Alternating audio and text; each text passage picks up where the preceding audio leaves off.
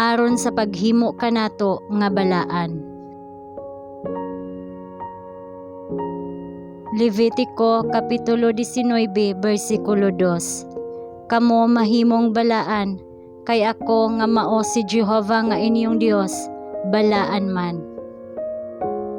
Ang pagkabalaan dili pagbayaw, kini usa ka tibuok nga pagtugyan sa kabubut-on ngadto sa Dios. Kini buhi pinaagi sa matag pulo nga mugula gikan sa baba sa Dios.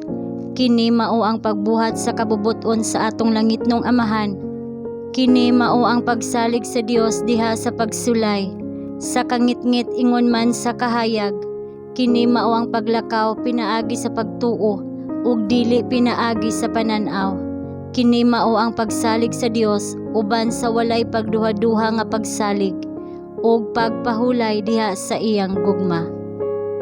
Ang atong mga kasing-kasing mga daotan, ug dili nato kini mausab, ang edukasyon, kultura, ang paggamit sa kabubut-on, ang paningkamot sa tawo, ang tanan adunay ilang tukma nga bahin, apan dinhi sila walay gahom.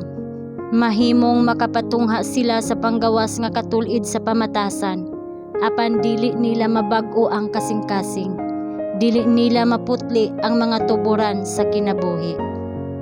Kinahanglan adunay gahom nga nagabuhat gikan sa sulod, usa ka bag-ong kinabuhi gikan sa itaas, sa dili pa ang tawo mausab gikan sa sala ngadto sa pagkabalaan. Kana nga gahom mao si Kristo. Ang iyang grasya lamang ang makapabuhi sa walay kinabuhi nga galamhan sa kalag, ug makadani niini ngadto sa Dios ngadto sa pagkabalaan. Walay tawo nga makadawat sa pagkabalaan isip katungod sa pagkapanganay, ugasa gikan ni bisan kinsang tawo. Ang pagkabalaan mao ang gasa sa Dios pinaagi ni Kristo.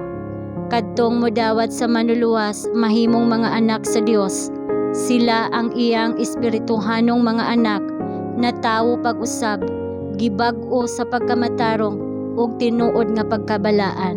Nausab ang ilang mga huna-huna, uban sa mas klaro nga pananaw, ilang makita ang walay katapusan nga mga kamatuoran.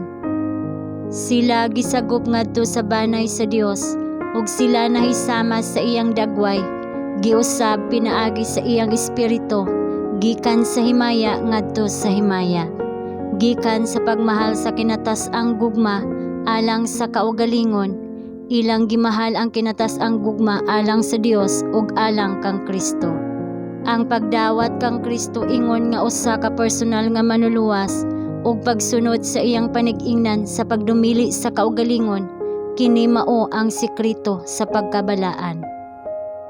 Kalimtan ang mga butang nga niagi na, magpadayon kita sa unahan sa dalan sa langit. Dili nato pasagdan ang kahigayunan nga kon pauswagon maghimo kanatong mas mapuslanon sa pag-alagad sa Dios.